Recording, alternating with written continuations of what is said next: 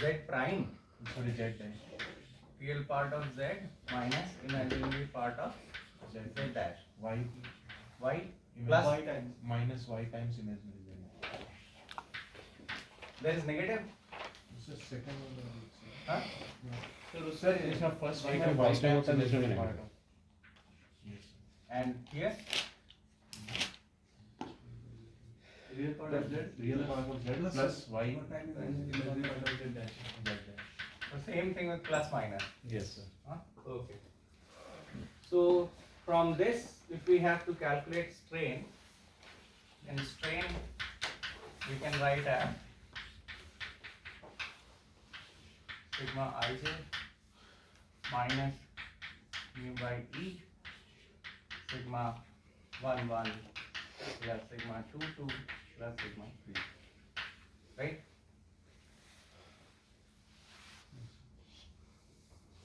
So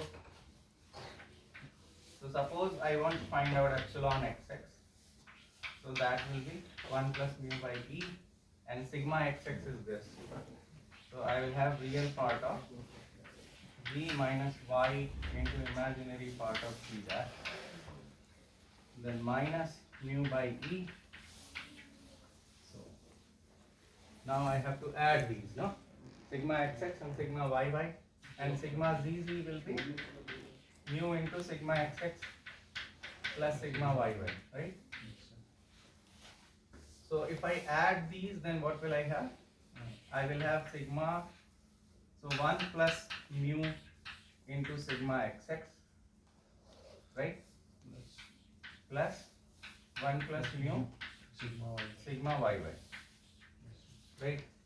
So I just have to take 1 plus mu out, so mu into 1 plus mu by E, and then summation of these two. So this will cancel out, so 2 into real part of z, right? 2 into real part of z. Okay, so this is my epsilon xx, and epsilon xx is del u by del x, right? So then I have to find out u. So u will be integration of 1 plus mu by E and real part of z minus y into imaginary part of z dash del x minus mu into 1 plus mu by E, so 2 mu, and then the real part of z del x. Okay,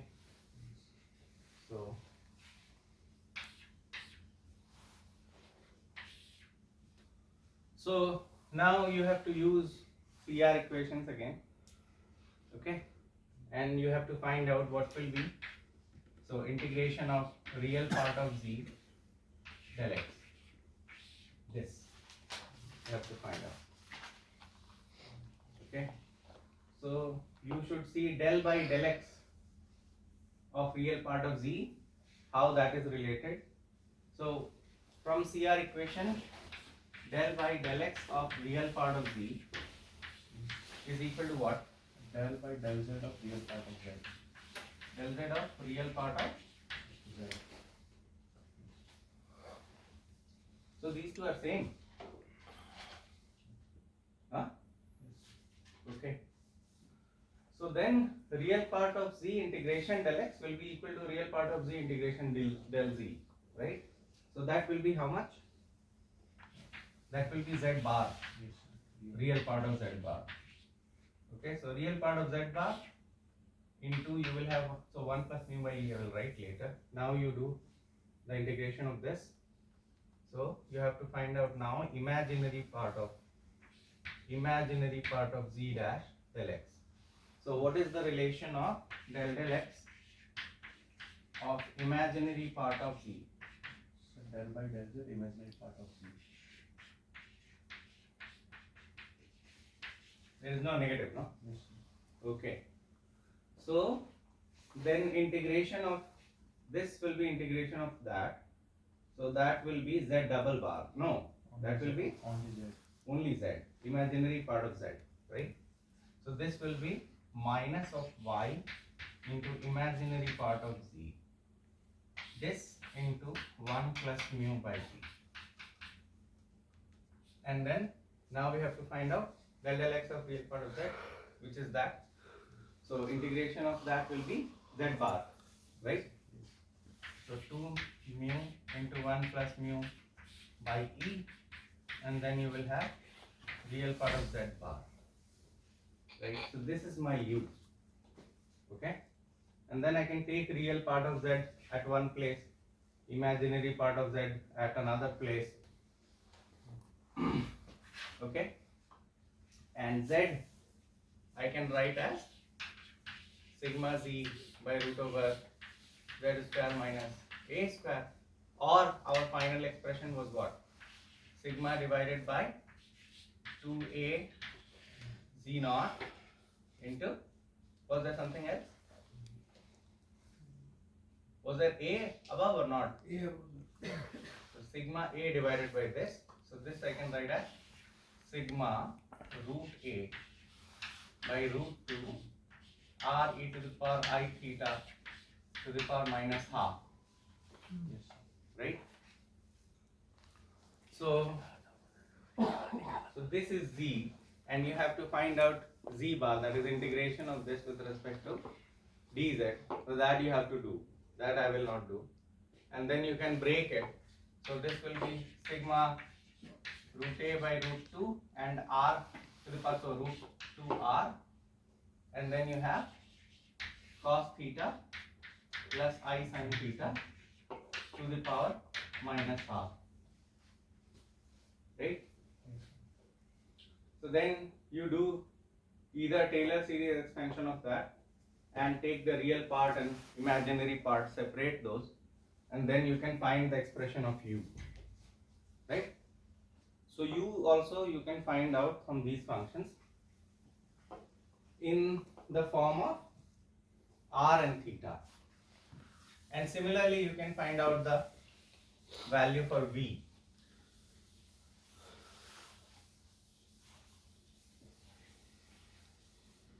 Okay. So the importance of this is, so u is coming out to be what? Something real z bar. So I have 1 plus mu by e. So 1 plus mu by e. And then I have minus of 2 mu into 1 plus mu by e into real part of z bar. And then negative of y into 1 plus mu by e, and then I have imaginary part of G. c. Okay. So well, z bar will be something, so that is integration of constant. So 1 by x square minus a square kind of integration is that. So you just do that integration, find out z bar, and then the real part of z bar will have some cos theta in it, right? So then you will have, so what will be this?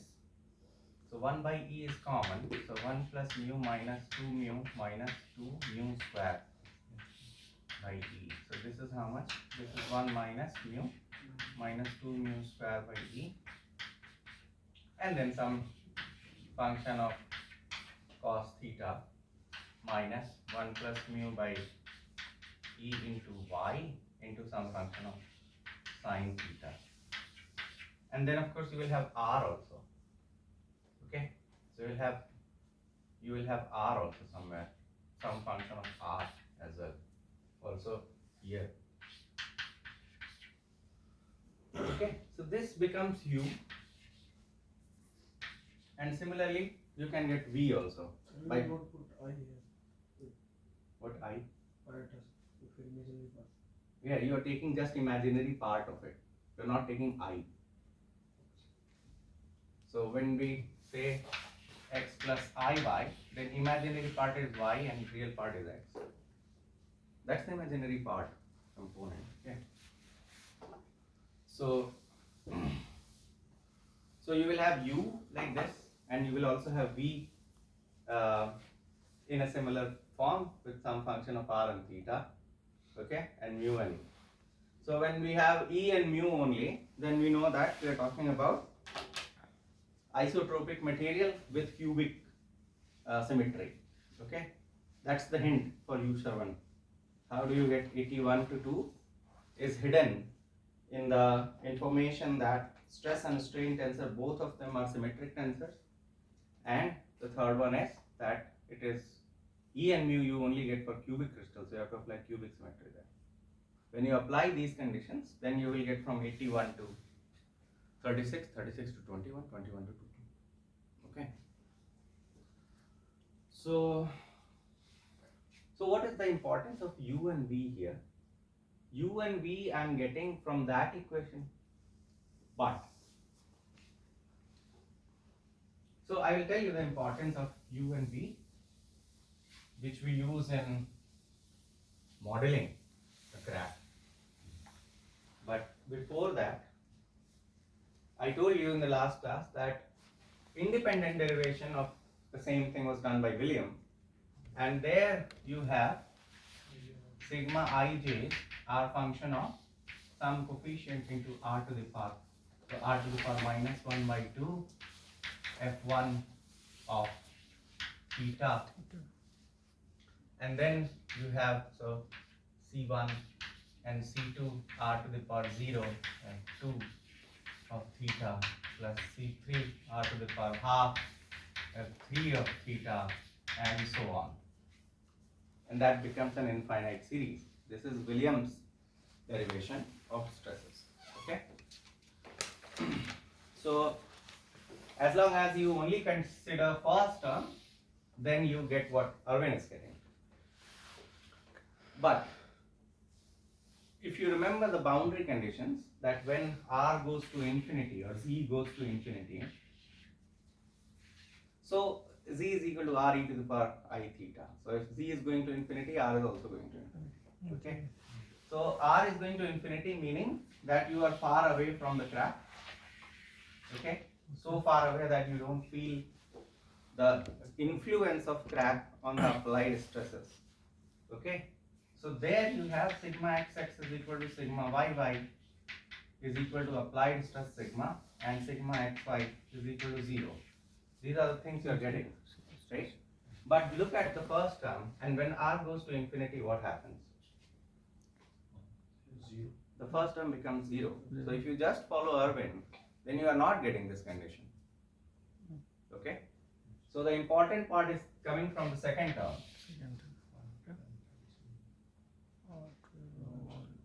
Okay?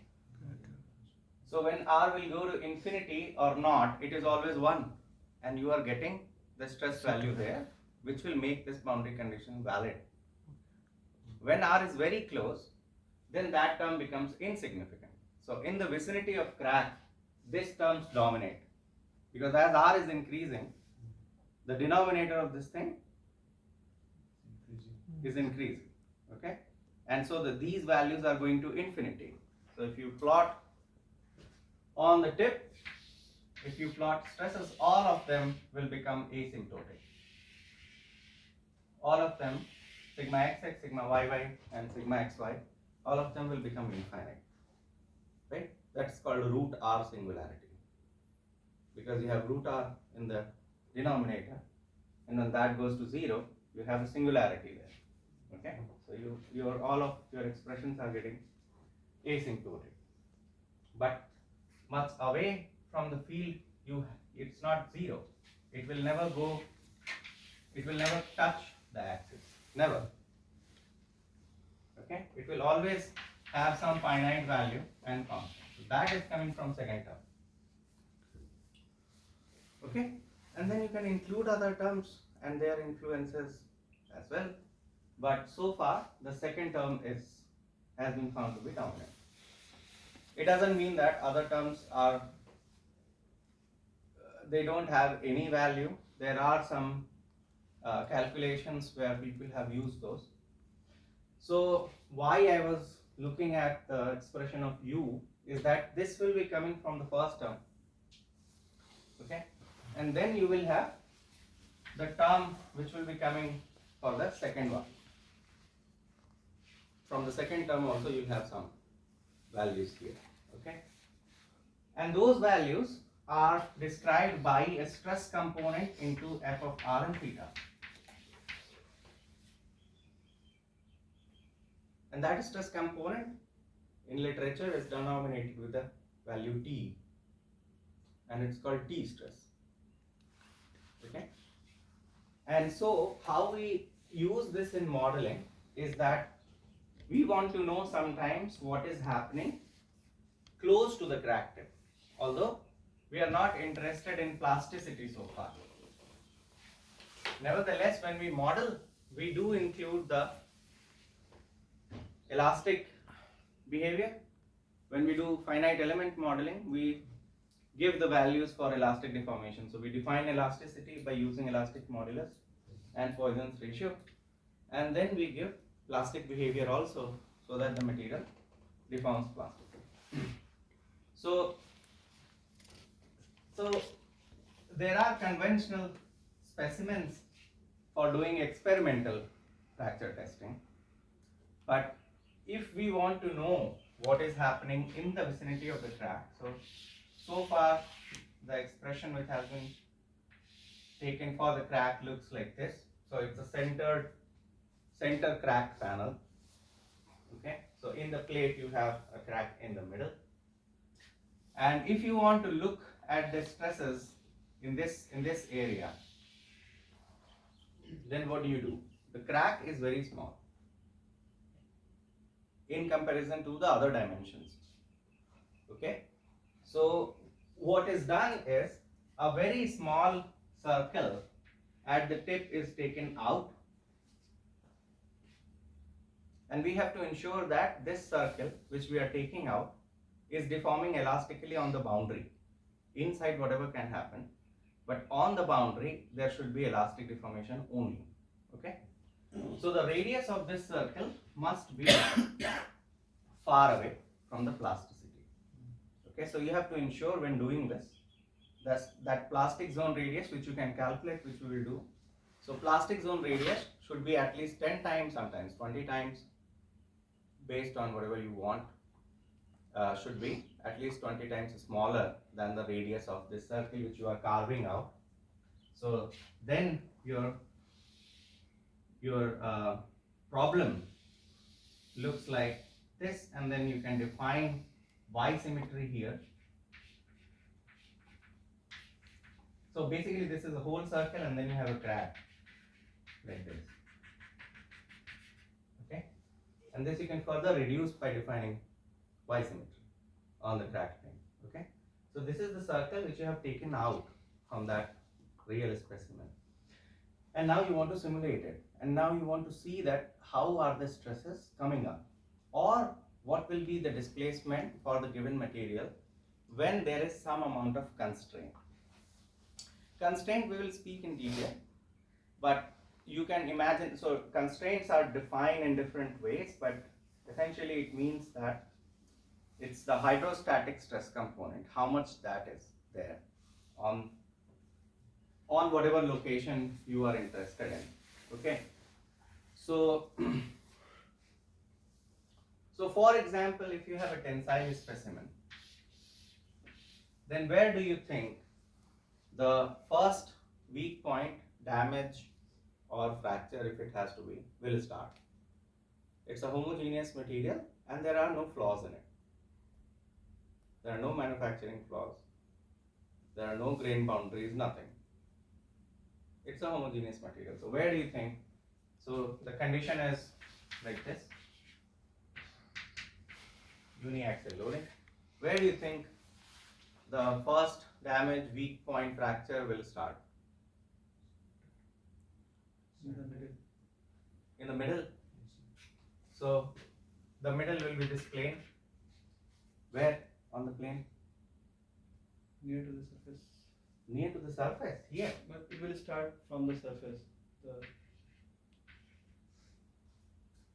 It will start from surface. Sir, 45-degree plane, sir. Shear stress. Imagine करो ना. That is simulation. What is simulation? Modeling is modeling. You have equation. Okay. If I ask you that an elephant is crushing you with his feet, do you feel the pain by imagining it? Can you imagine what will happen? Can you imagine what will happen if you are standing in front of a tiger or a lion? Can you imagine? Yeah? If you think about it, you can imagine. Just imagine, close your eyes and imagine that you are standing in front of a tiger. Maybe you have not seen tiger, so you don't know how to feel about it. That close, right? So imagine that you are standing in front of a cow or a dog, a mad dog. That I'm pretty sure all of you have experienced. Yeah? So you're standing close to a mad, crazy dog, and close your eyes and imagine, close your eyes, do this exercise, close it, and imagine. All of you. Imagine that you are standing in front of a crazy dog, and it's barking, and it's unchained. Now open your eyes. Tell me, what did you feel? What do you think will happen in the time t is equal to 2 seconds? Yes. You मतलब पहले उसको face करूँगा, okay? भागूंगा तो फिर और पीछे लगेगा. Okay? You? Fear. Fear. Good. You are good in concept. Maninder, what did you feel? Sir भाग जाऊंगा. Bhag. Okay. You? डर लगेगा सर, हार्ट लेगा. So what you just did is simulation. This is simulation. Your brain can simulate based on experiences, and this is what we simulate using machine learning, artificial intelligence. Based on our sometimes we don't need experience. Like you can imagine what will happen if you are standing in front of a tiger or a shark, even though the shark might be friendly or a snake might be poisonless. Okay, but you know what you will do. Although the real scenario might be very different. Okay, you might think that if you are standing in front of the tiger, the first response will be that you will run away. Right? No. Then Stand calm and cool. this is what calm and cool. Okay, so let me give you some equations for you to simulate. So when you are standing in front of tiger or lion, these kind of species, you will freeze. Most probably that will be the response. You will have a panic attack and you will freeze, you will start shivering. Your heartbeat will increase like anything. And the second information to you is that your heartbeat can be heard by lion. Okay? And so you might have heard this, that if you are in front of a dog or a wolf, you don't get wolves so often, you shouldn't run. Why? Because they have a natural response to it.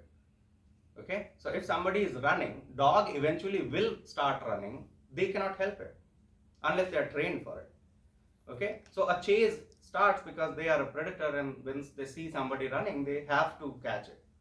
Okay? Unless it's somebody in the top food chain, which will of course not run away from dog. So once you start running, your heartbeat will increase, and all those things are there in the evolution of tiger and lion. So once they hear you and your heart beating fast, they know what to do and they can't help it. Okay, so their response is pretty clear. And you will not run. Your legs will freeze there and you will just be accepting your destiny. Okay, so that is simulation. So if you simulate something like this, that suppose you have a piece of clay in your hand or a candle or a very homogeneous material. Don't imagine a candle because that's not homogeneous. And you always have a rope inside it, a thread inside it. So don't imagine that. Just imagine a soft clay. Okay? And then you are pulling it. So now tell me, where do you think it will damage first? Oh, where? Near to hand Holding. Yeah. जहाँ पर hold कर रहे Holding. हैं वहाँ पर टूटने का पहले चांस ठीक है, correct. That is because of some other reason. right? Now imagine that the part which you are holding in your hand is rigid.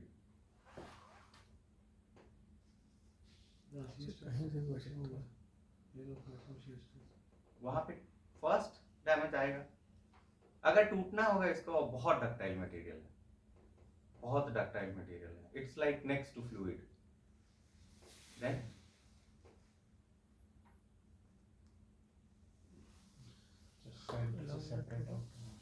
कौन सा सेंटर? ये तो mid plane.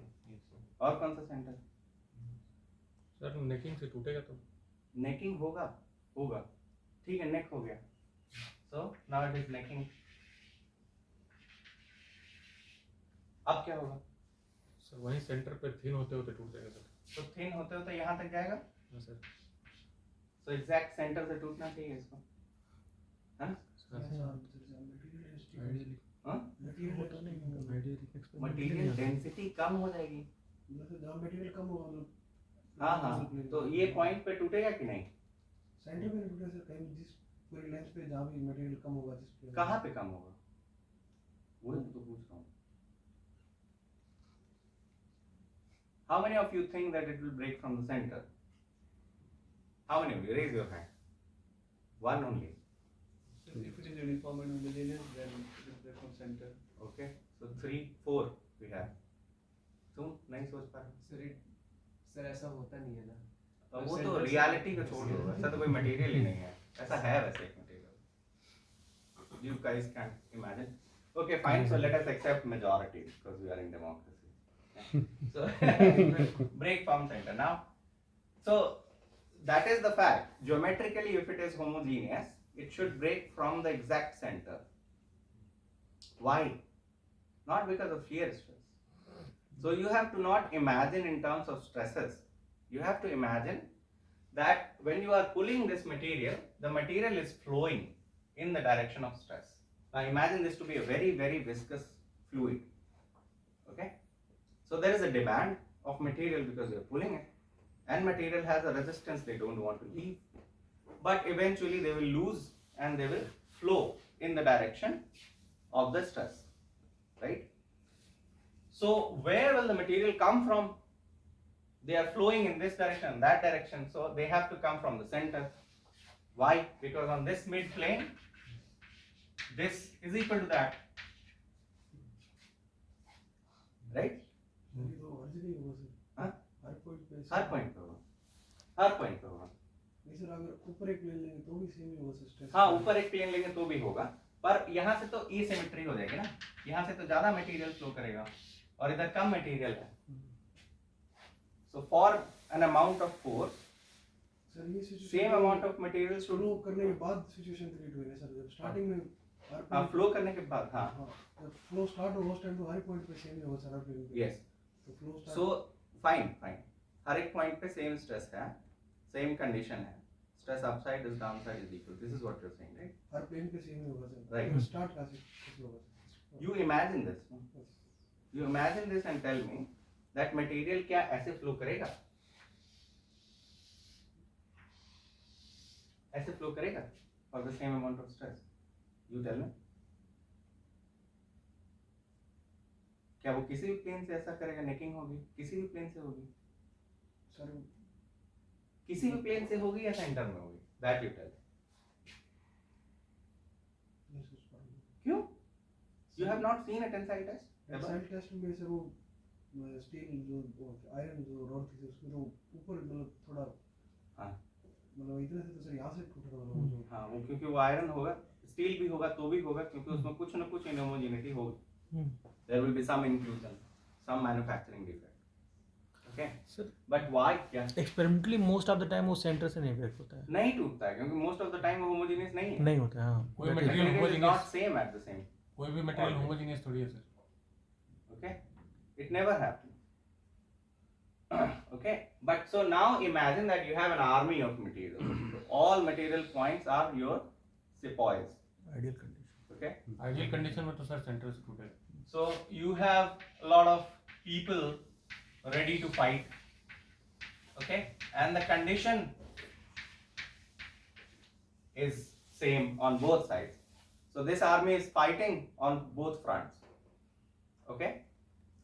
So based on the decision of the commander, of course, you can have that kind of situation because उधर ज़्यादा strong आदमी है, नहीं weak आदमी है तो कम force जाएगा, उधर strong जाएगा. But दोनों जगह equally strong front है. Then army has to divide into and in equal to fight them, right? So material points are flowing now in the direction of wherever there is a demand. Okay? Correct? So this flow is happening and the material is going more and more there, and then at which point there will be one person standing and he or she will not be able to decide किस direction में जाए. Centre पे वो आदमी खड़ा है ambiguity में, किधर जाए, कौन, दोनों बुला रहे हैं, सब बुला रहे हैं, तो वो क्या करेगा? That person has to divide itself, okay, and go in all direction. This is constraint. This is what constraint is. Okay. This also happens in so in reality this is constraint. It also happens if you have a cracked specimen. So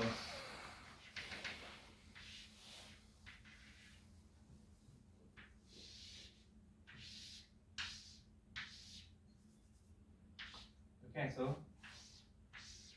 suppose this is a plate and you have a surface crack on it. Okay.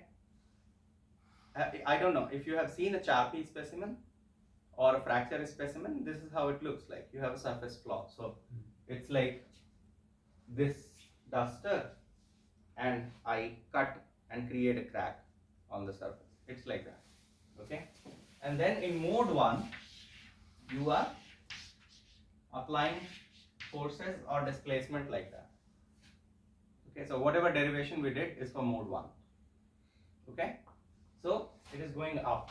So material is being called again from both directions, right? And where is the highest stress? Is at the crack tip. We know from Irwin, and we shouldn't say anything else unless we go next to Irwin. Okay. So stresses are higher. So material is being called here, right? If you look at the stress profile, then stress is sigma zz. So z is in the direction of thickness. So sigma zz has a profile like this. On surface it's 0, but it increases and then the peak is at the center. If the thickness is too high, then it will attain a peak and it will remain more or less constant and it will decrease like that. So that is plane strain condition. In plane stress, you will not get this plateau unless it goes to the center, towards the center. So this is how stresses in thickness direction are. Okay. So the maximum amount of stress is again at the center. So material is being called from all direction at the tip. क्योंकि tip पे लड़ाई है. Okay. Tip पे ही है कि material बुलाया जा रहा है, and then it has to crack, it has to open up and propagate. That will be the death. Okay. So material is being called from this direction also, and at the center of the crack front also from the thickness direction inward. They are being called. So when you break this kind of sample, you will see the broken sample appears to have a lateral strain.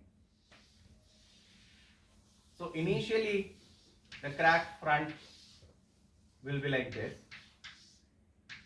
Okay, so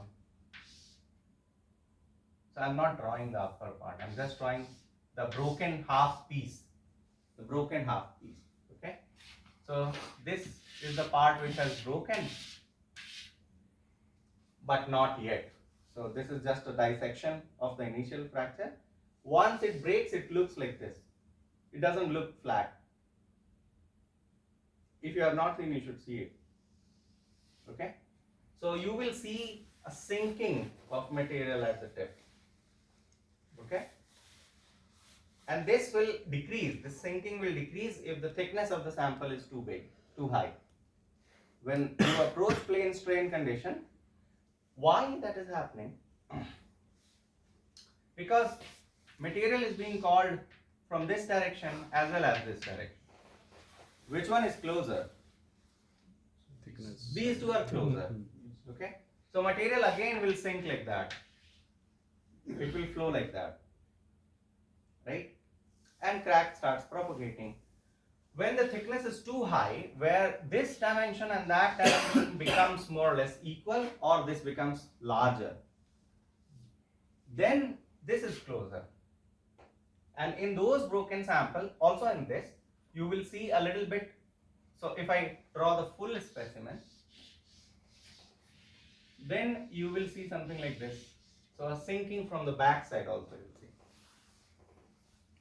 Material is also being called from that direction. Also, along this direction, you will also see the sample to be like this. Also from the upper side they will come, lower side they will come. Okay.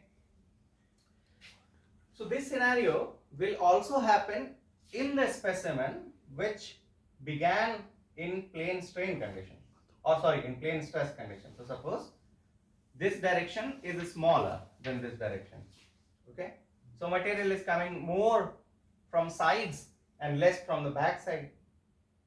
Okay. And then crack is propagating. So crack propagates and reaches here. Now what happens? Now this dimension becomes equal to that dimension. Right? Initially this was big, but as crack has propagated, this dimension is decreasing and it becomes equal to that. So a sample which starts from plane stress may achieve plane strain after a certain amount of crack growth. Okay? So this change in constraint with increasing crack length is called in-plane constraint. And the constraint which appears to be from the thickness direction is called out of plane constraint, because when we draw 2D sample, thickness is in the out of plane. So if I draw a 2D sample like this, my thickness is out of the board. Okay, so this is out of the plane and that constraint is out of the plane constraint. Okay, so constraint is a measurement of how much hydrostatic stress component you have in comparison to the shear stress component you have. Okay, how much constraint either in compressive or tensile, it doesn't matter. It can be compressive, it can be tensile, but it has to be hydrostatic. So sometimes we need to know, how much time do we have? Sometimes we need to know 10 minutes. What will be the effect, for example, if I have an out of plane constraint tensile. Okay, so that means I have a hydrostatic stress at the crack tip. So this is not tensile, this is compressive, and the opposite will be tensile. If these two scenarios are there, one scenario is there is no hydrostatic stress component or it is negligible. Okay, so that scenario can be explained by the first term. The second term will tell you how much hydrostatic stress is there, whether it is positive or negative, and based on that you need to find out how are the stress fields. And when we try to calculate those things, then we carve that sphere out, that circle out, and then we have to model it.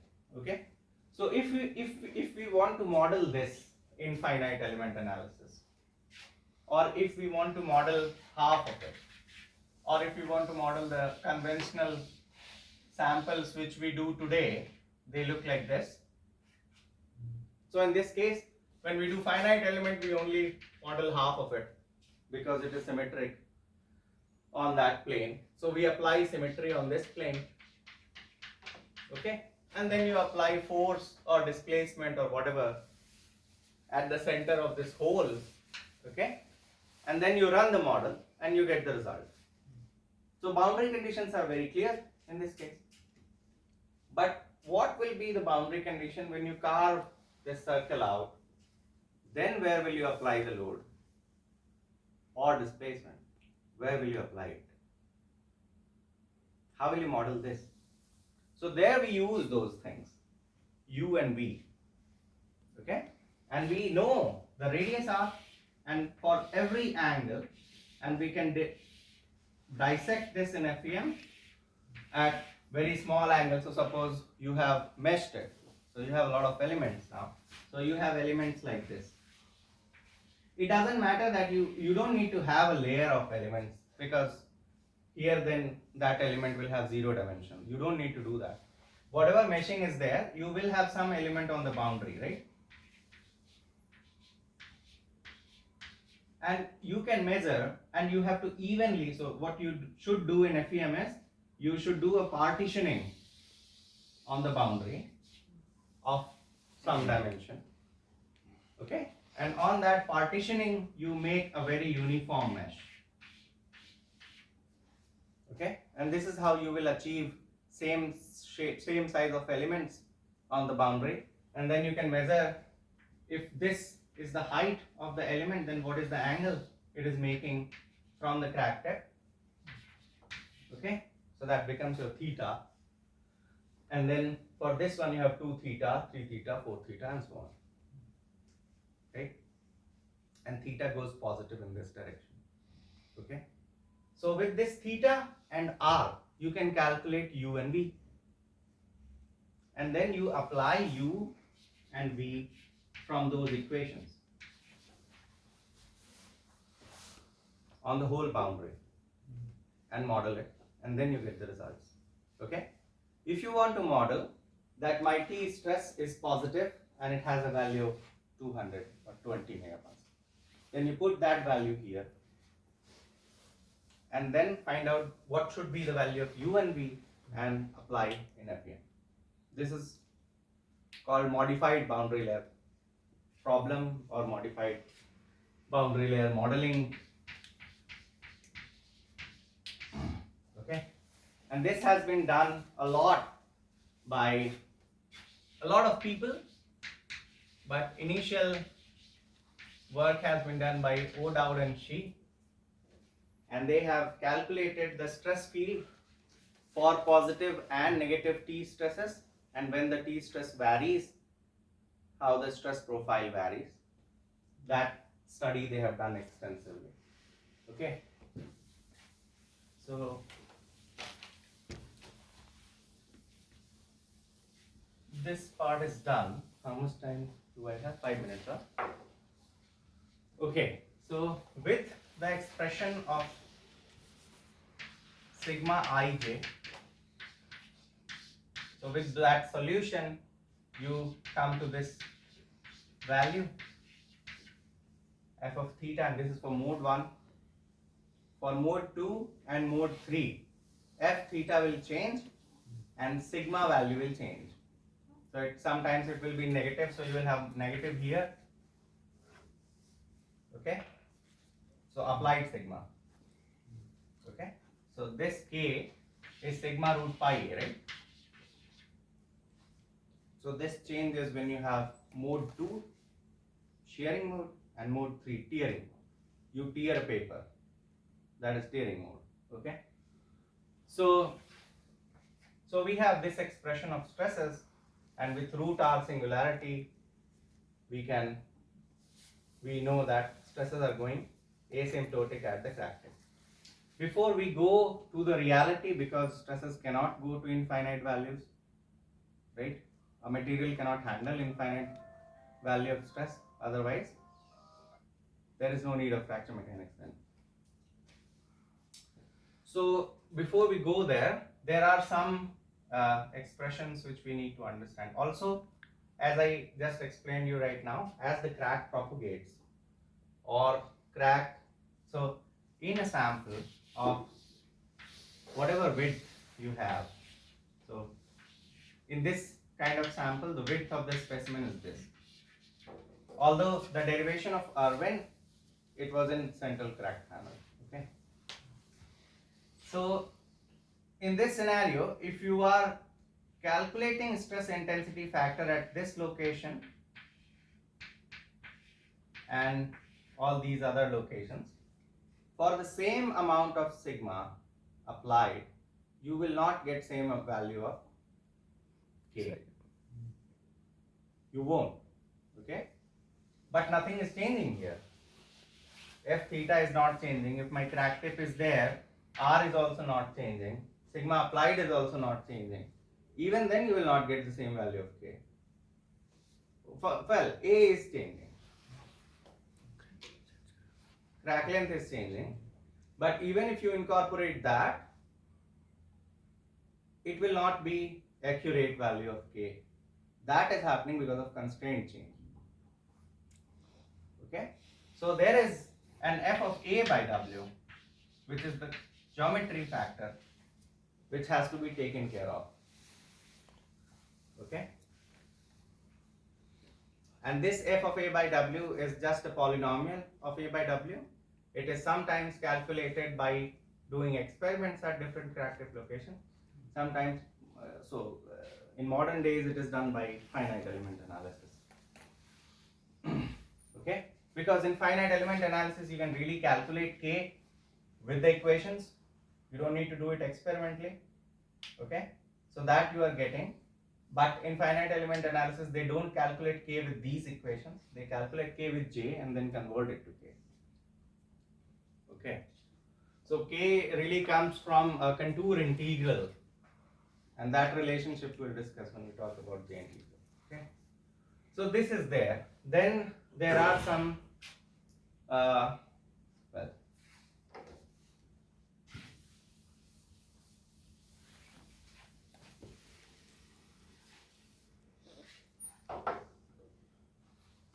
so one of the problem was that you have an infinite plate where you have a lot of cracks which are collinear to each other. And for this, Westergaard gave a solution for stress intensity factor. Okay, and that was sigma root pi A W by pi A tan of pi A by W to the power half. This is the stress intensity factor which you will get at each crack. Okay, and all of them are symmetric. But then, if you just take one piece out, it should be same because everything is symmetric. It should be same, but it doesn't come out to be same, and there is a difference of 12%. Okay, so that is taken care of by multiplying with 1.12. Okay. Apart from that, stress intensity factor formulation can also be used for superposition. So, for instance, and I will stop with this today and we'll proceed from here. For instance, you have a specimen of width W and unit thickness, and you have applied stress in this case. This is equal to the same plate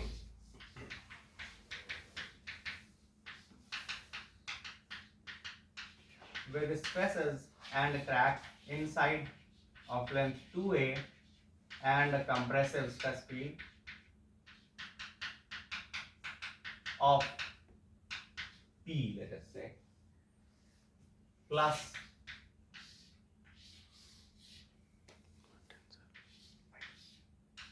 then you have tensile here, P and no stress, and that's it. So that scenario is equal to this plus that. You find out stress intensity factor for this situation, that situation, add them, you'll get 0. Okay. So this superposition is possible, and we will use in the next class this superposition principle for some special cases, and we'll see how that gives advantage to calculate certain crack scenarios. Okay. Done.